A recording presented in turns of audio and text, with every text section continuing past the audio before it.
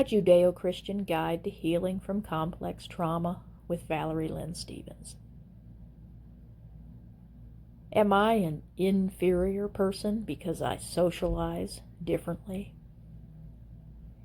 We live in a society that all too often does not respect and honor those with differing social methods and approaches, especially as it relates to forced group activities and standing up in front of larger crowds to introduce ourselves, etc.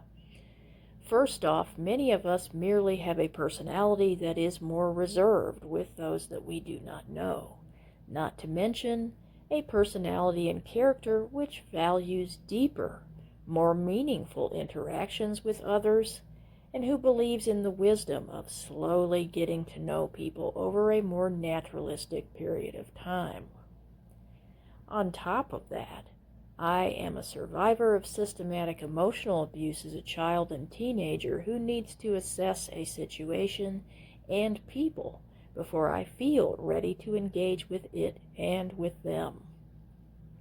I have a condition called complex post-traumatic stress disorder, which adds to my need for approaching social interaction in my own way.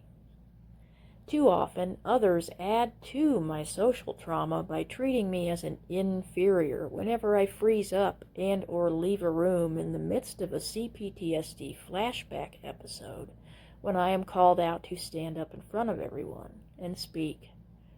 They assume that I am timid or shy or socially inadequate. I can tell by the smug looks and condescending smirks on some people's faces that they are failing to understand the depth and complexity of the condition that I am actually grappling with.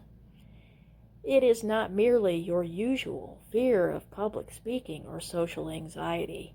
It runs much deeper than that, and it stems from being systematically and severely psychologically and emotionally abused and harmed inappropriately and inappropriately controlled from a young age.